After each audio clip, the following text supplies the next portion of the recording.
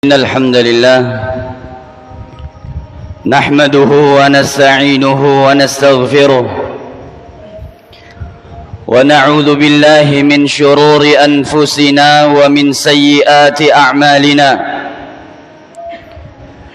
من يهده الله فلا مضل له ومن يضلل فلا هادي له أشهد أن لا إله إلا الله وحده لا شريك له وأشهد أن محمدا عبده ورسوله صلى الله عليه وعلى آله وصحبه وسلم تسليما كثيرا. يقول ربنا تبارك وتعالى في كتابه الكريم: يا أيها الذين آمنوا اتقوا الله حق تقاته ولا تموتن إلا وأنتم مسلمون. يا أيها الناس اتقوا ربكم الذي خلقكم من نفس واحدة وخلق منها زوجها وبث منهما رجالا كثيرا ونساء واتقوا الله الذي تساءلون به والأرحام إن الله كان عليكم رقيبا. يا أيها الذين آمنوا اتقوا الله وقولوا قولا سديدا يصلح لكم أعمالكم ويغفر لكم ذنوبكم ومن يطع الله ورسوله فقد فاز فوزا عظيما. أما بعد فإن أصدق الحديث كلام الله وخير الهدي هدي نبينا محمد صلى الله عليه وعلى آله وصحابته أجمعين وشر الأمور محدثاتها فإن كل محدثة بدعة وكل بدعة ضلالة. Ma'asyiral muslimin, jamaah salat Jumat yang dimuliakan oleh Allah Tabaraka wa Ta'ala, Al-Imam Ibnul Qayyim yang masyhur dikenal dengan Ibnul Qayyimil Jauziyah pernah berkata dengan perkataan yang sangat indah, perkataan yang semestinya dicatat dengan tinta emas, perkataan yang bisa kita ambil faidah pelajaran darinya. Al-Imam Ibnul Qayyim rahimahullahu ta'ala berkata di dalam kitabnya Syifa'ul Alil, juga di dalam kitabnya Madarijus Salikin, beliau mengatakan, ajma'a uqala'ul ummah ala anna an-na'ima la tudraku bin na'im. Beliau alaihi rahmatullah mengatakan, telah sepakat orang-orang yang berakalnya umat ini atas satu kaedah, atas satu ketentuan, bahwasanya kenikmatan tidak akan mungkin diraih dengan kenikmatan. Maksudnya, ma'asyiral muslimin, para ulama banyak menjelaskan ucapan ini. Para ulama mengatakan tidak mungkin seseorang dapat meraih kenikmatan dunia, apalagi nikmat akhirat, hanya dengan kesenangan-kesenangan belaka. Tidak mungkin kesenangan itu, kenikmatan itu bisa diraih dengan kenikmatan. Bahkan orang-orang yang mengejar kenikmatan-kenikmatan dunia, kenikmatan-kenikmatan dunia yang fana, mereka rela mengorbankan waktunya, mereka rela mengorbankan pikirannya, mereka rela mengorbankan tidurnya demi kenikmatan yang fana, kenikmatan dunia. Apalagi kata para ulama, dengan kenikmatan yang hakiki, kenikmatan yang tidak ada duanya, kenikmatan yang kata Allah Subhanahu wa taala, a'dattu li'ibadi as-salihin ma la 'ainun ra'at wa la udhunun sami'at wa la khatara 'ala qalbi bashar. Nabi sallallahu alaihi wasallam meriwayatkan dari Rabbul Alamin, dari Allah Subhanahu wa taala, bahwasanya Allah Subhanahu wa taala berfirman, a'dattu li'ibadiyas salihin, aku telah siapkan untuk hamba-hambaku yang saleh sebuah kenikmatan mala ainun ra'at, yang tidak pernah dilihat oleh mata, wala udhunun sami'at, kenikmatan yang juga tidak pernah didengar oleh telinga siapapun. Terlebih lagi di akhirnya Nabi sallallahu alaihi wasallam mengatakan, meriwayatkan firman Allah Subhanahu wa taala, wala khatara ala qalbi bashar, kenikmatan yang tidak pernah terkhayalkan oleh siapapun. Ma'asyiral muslimin, sejauh apapun orang mengkhayalkan kenikmatan, sebesar apapun mereka mengkhayalkan kenikmatan yang ada di dunia ini, kenikmatan tersebut tidak menandingi kenikmatan surga walau hanya seujung kuku. Ma'asyiral muslimin, jamaah salat Jumat yang dimuliakan oleh Allah, begitulah kata Al-Imam Ibnul Qayyim, an-na'imu la tudraku bin na'im, bahwasanya kenikmatan tidak akan mungkin bisa diraih dengan kenikmatan. Kenikmatan dunia tidak mungkin diraih oleh orang-orang yang telah meraihnya hanya dengan tidur-tiduran di rumah, hanya dengan berleha-leha, hanya dengan mereka tertawa, atau bahkan hanya berangan-angan. Tidak akan mungkin. Bawakan kepada saya satu contoh mereka yang hanya tidur-tiduran mendapatkan kenikmatan dunia. Oleh karena itu, ma'asyiral muslimin, yang harus lebih kita sadari adalah bahwasanya kenikmatan akhirat jauh lebih butuh untuk perjuangan, jauh lebih besar perjuangan yang dibutuhkan untuk menggapainya. Perhatikan kisah yang akan kita bawakan dari dua orang yang bernama Habib. Dari dua orang yang bernama Habib. Habib yang pertama bernama Habibun Najjar, Habib An-Najjar. Kisahnya diceritakan oleh Allah di dalam Al-Quran, di dalam surat Yasin. Allah Subhanahu wa ta'ala berfirman, wa jaa'a min aqsal madinati rajulun yas'a qala ya qaumi ittabi'ul mursalin. Datanglah seseorang lelaki dari ujung kota dengan terburu-buru, dengan tergesa-gesa. Apa yang dia cari, apa yang dia ingin jumpai, siapa yang ingin dia jumpai? Ternyata dia ingin membela para rasul yang didustakan oleh kaumnya. Pada saat itu Allah telah mengutus dua orang rasul dalam satu kaum.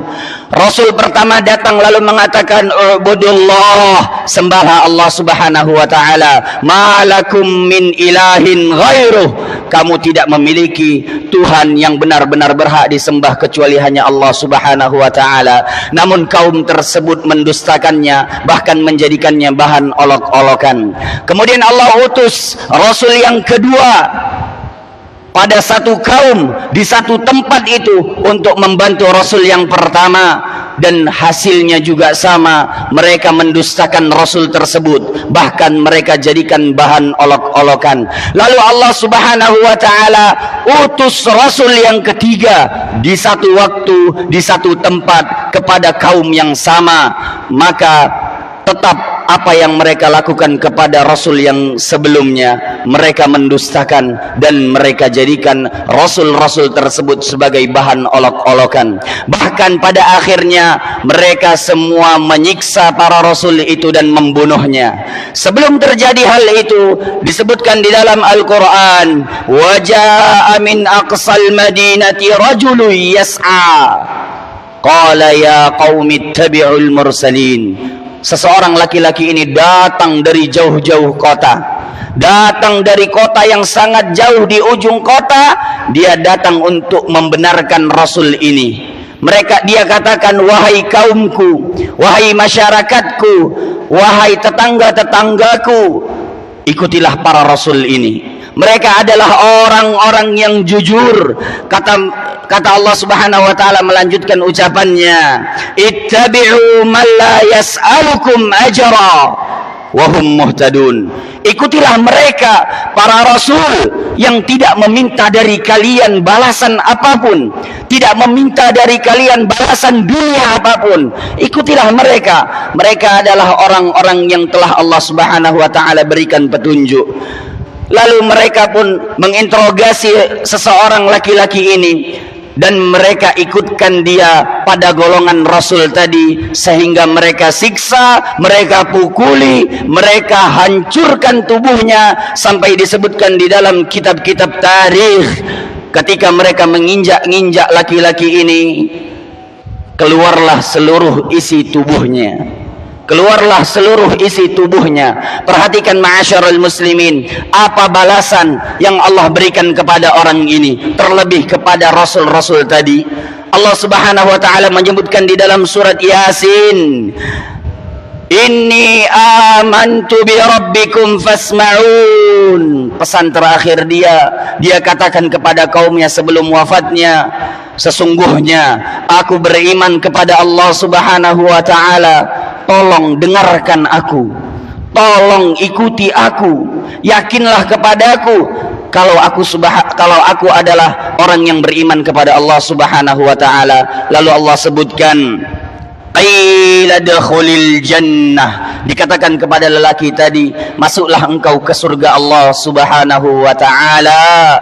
Lalu dia juga mengatakan, ya laita qaumi ya'lamun, duhai sekiranya kaumku mengetahui, duhai sekiranya mereka mengetahui apa yang Allah Subhanahu wa taala telah janjikan, apa yang telah Allah Subhanahu wa taala berikan kepadaku berupa surga Allah Subhanahu wa taala yang tadi nikmatnya tak pernah terlihat oleh mata, tak pernah terdengar oleh telinga, apalagi terkhayalkan oleh jiwa-jiwa orang yang mengkhayalkan. Ya laita qaumi ya'lamun, dia katakan, duhai seandainya kaumku mengetahui apa yang Allah Subhanahu wa taala berikan kepadaku, bima ghafara li rabbi waj'alani minal mukramin. Allah Subhanahu wa taala telah mengampuni dosa-dosaku dan telah menggolongkanku ke dalam golongan orang-orang yang dimuliakan di dalam surganya.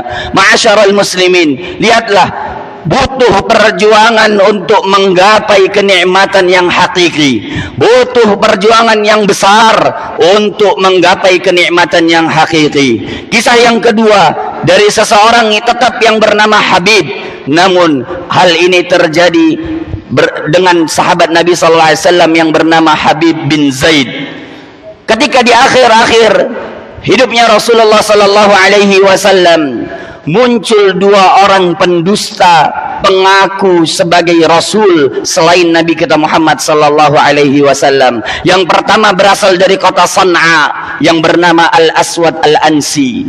Yang kedua Musailamah Al-Kadzdzab dari kota Yamamah. Ma'asyarul muslimin, jamaah salat Jumat yang dimuliakan oleh Allah, singkat cerita, datanglah orang utusan dari Musailamah Al-Kadzdzab kepada Nabi kita Muhammad sallallahu alaihi wasallam. Ditulis di dalam surat tersebut, dari Musailamah Rasulullah kepada Muhammad juga Rasulullah. Sesungguhnya aku adalah utusan Allah yang telah ia utus bersama denganmu, kata Musailamah Al-Kadzdzab. Sesungguhnya aku adalah Rasulullah yang telah diutus barengan bersama denganmu.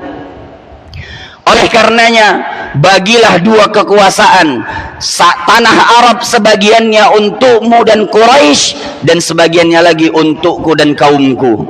Maka Rasulullah SAW menjawab surat tadi dengan mengatakan, dari Muhammad hamba dan utusan Allah Subhanahu wa taala kepada Musailamah Al-Kadzdzab, kepada Musailamah sang pendusta. Katakanlah bahwasanya tidak ada Tuhan yang berhak disembah kecuali hanya Allah, dan Muhammad adalah Rasulullah sallallahu alaihi wasallam, dan seterusnya isi dari surat itu. Singkat cerita, Rasulullah sallallahu alaihi wasallam mengumpulkan para sahabatnya. Rasulullah sallallahu alaihi wasallam menanyakan kepada para sahabatnya, siapa di antara kalian yang mampu mengantarkan surat ini kepada Musailamah al-Kadzdzab? Maka tidak ada yang mengangkat tangannya seorang pun dari kalangan sahabat, sampai salah seorang sahabat mengangkat tangannya. Itu adalah yang bernama Habib bin Zaid. Dia mengangkat tangannya dan berkata, ya Rasulullah, atas perintah Allah dan Rasulullah, aku akan membawakan surat itu kepada Musailamah al-Kadzdzab. Padahal dia tahu ma'asyiral muslimin, apa yang akan dia dapatkan berupa siksaan, berupa penganiayaan oleh Musailamah al-Kadzdzab. Namun dia tidak hiraukan itu, karena dia sadar untuk meraih kenikmatan yang sangat besar butuh perjuangan yang besar, butuh pengorbanan yang besar. Oleh karenanya ma'asyiral muslimin, datanglah Habib bin Zaid kepada Musailamah al-Kadzdzab. Lalu dibacakan surat itu dan Musailamah mengatakan, apakah kau bersaksi kalau aku adalah hamba dan utusan Allah? Kata Habib bin Zaid, inni fi udhuni samam bima taqul. Atau kama qala radhiyallahu ta'ala an, sesungguhnya aku tidak mendengarkan apa yang telah kau katakan. Kepada pembesar pendusta dia berani katakan itu. Lalu ditanya lagi oleh Musailamah al-Kadzdzab, atashhadu anna Muhammadar Rasulullah, apakah engkau bersaksi bahwa Muhammad adalah hamba dan utusan Allah? Dia mengatakan, Habib bin Zaid mengatakan, iya, aku bersaksi bahwasanya Muhammad adalah hamba dan utusannya, dan aku bersaksi bahwasanya engkau adalah pendusta. Di hadapan orang yang memiliki pasukan yang besar, apa yang terjadi pada Habib bin Zaid? Musailamah tangkap dia, Musailamah ikat dia di atas satu tonggak kayu, lalu dipotong badannya sedikit demi sedikit. Sambil dikatakan, ketika dipotong tangan dan jari-jarinya, dikatakan kepadanya, apakah kau bersaksi kalau aku adalah hamba dan utusan Allah? Kata Musailamah, dia katakan, aku tidak mendengar sedikit pun apa yang kau katakan. Lalu dipotong lagi tangannya sampai ke sikunya. Begitu seterusnya, setiap kali dipotong ditanyakan, setiap kali dipotong ditanyakan, sampai rohnya meninggalkan tubuhnya, sedangkan tubuhnya sudah menjadi setengah potong badan. Ma'asyiral muslimin, itulah perjuangan, pengorbanan orang-orang yang menginginkan nikmat yang tidak ada duanya. Butuh pengorbanan besar, butuh perjuangan yang besar untuk menggapai itu semua. Rasulullah, Allah Subhanahu wa taala berfirman tentang para sahabatnya, radhiyallahu anhum wa radu'an. Allah Subhanahu wa taala mengatakan bahwa Allah telah ridha kepada mereka dan mereka ridha kepada Allah, dan tentu balasannya adalah surga Allah Subhanahu wa taala. Aqulu ma tasma'un wa astaghfirullah li wa lakum wa li sairil muslimina wal muslimati min kulli dhanb fastaghfiruhu yaghfir lakum innahu huwal ghafurur rahim.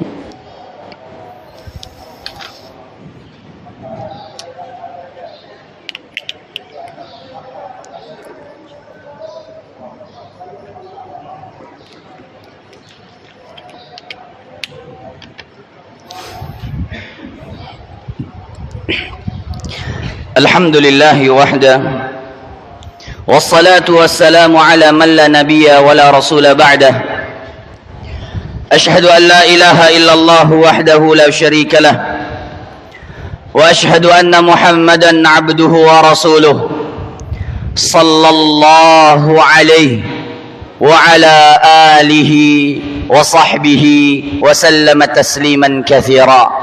Ma'asyiral muslimin, jamaah yang dimuliakan oleh Allah Subhanahu wa taala, tentu contoh-contoh yang seperti ini dari kisah-kisah yang teriwayatkan, dari kisah-kisah yang terdapat dan tertulis di kitab-kitab para ulama sangatlah banyak, yang tentu tidak akan mungkin bisa kita bawakan pada Jumat kali ini. Ma'asyiral muslimin, singkatnya khatib ingin menyebutkan pelajaran-pelajaran yang bisa diambil dari kisah tadi dan dari ucapan Al-Imam Ibnul Qayyim, an-na'imu la tudraku bin na'im, bahwasanya kenikmatan tidak akan mungkin diraih dengan kenikmatan. Yang pertama, pelajaran yang bisa kita ambil adalah bahwa keyakinan kepada Allah Subhanahu wa taala menjadikan sesuatu yang berat menjadi mudah, menjadikan sesuatu yang sulit menjadi ringan, menjadikan sesuatu yang tidak mungkin atau yang seakan-akan kita anggap mustahil menjadi bisa, menjadi mungkin dan menjadi bisa. Ma'asyiral muslimin, pelajaran yang kedua yang kita bisa ambil adalah bahwasanya tawakal kepada Allah, menyerahkan segala urusan kita kepada Allah Subhanahu wa taala setelah adanya ikhtiar adalah perkara amalan besar, adalah amalan yang sangat besar. Duhai, betapa tadi kita dengarkan bahwasanya mereka menyerahkan urusan mereka kepada Allah Subhanahu wa taala ketika mereka tahu mereka akan disiksa, namun mereka terus menjalankan perintah Allah. Mereka akan menanggung beban-beban itu, namun mereka terus menjalankan perintah Allah dan Rasulnya. Dan yang ketiga, pelajaran yang kita ambil adalah bersabarlah ma'asyiral muslimin untuk terus melakukan ketaatan. Bersabarlah kalau kita capek mengerjakan salat, bersabarlah kalau kita capek mengerjakan puasa, bersabarlah kalau kita dituntut untuk membayar zakat, bersabarlah ma'asyiral muslimin. Lelah itu, letih itu semua adalah satu hal yang dituntut oleh Allah Subhanahu wa taala kepada kita yang hidup di dunia ini dan beriman kepadanya. Bersabarlah ma'asyiral muslimin. Tuntutan yang Allah minta kepada kita saat ini tidak sebesar apa yang diminta oleh Allah kepada para sahabat dan orang-orang terdahulu. Mereka rela ketika Allah minta nyawa mereka, untuk mereka mengorbankan nyawa mereka, mereka rela, mereka siap, mereka sigap atas perintah itu. Namun alhamdulillah, saat ini kita tidak diminta dengan hal sebesar itu. Kita diminta untuk bersabar di atas ketaatan, kerjakan salat, tunaikan zakat, puasa di bulan Ramadan, berhaji bagi yang mampu. Terus lakukan itu ma'asyiral muslimin. Berusahalah dekati teman-teman yang baik yang mengingatkan kita kepada Allah Subhanahu wa taala dan ketaatan kepadanya. Nabi sallallahu alaihi wasallam bersabda, "Man sarrahu an yalqallaha ghadan musliman falyuhafidhu ala hadhihi salawatil khams." Barang siapa yang senang ketika nanti dia berjumpa dengan Allah Subhanahu wa taala dalam keadaan muslim, dalam keadaan Islam, maka hendaklah dia jaga tiang agama yang satu ini, salat 5 waktu. Ma'asyiral muslimin, teruslah berjuang, teruslah mencurahkan rasa capek kita untuk belajar, teruslah kita mencurahkan rasa capek kita, rasa letih kita untuk terus menjalankan kewajiban-kewajiban Allah Subhanahu wa taala. Innallaha wa malaikatahu yusalluna 'alan nabi ya ayyuhalladzina amanu sallu 'alaihi wa sallimu taslima. Rabbana hab lana min azwajina wa dhurriyyatina qurrata a'yun waj'alna lil muttaqina imama. Rabbana ighfir lana warhamna wa anta khairur rahimin. ربنا اغفر لنا ولإخواننا الذين سبقونا بالإيمان ولا تجعل في قلوبنا غلا للذين آمنوا ربنا إنك رؤوف رحيم ربنا لا تؤاخذنا إن نسينا أو أخطأنا ربنا ولا تحمل علينا إصرا كما حملته على الذين من قبلنا اللهم اجعل همنا في الآخرة اللهم اجعل همنا في الآخرة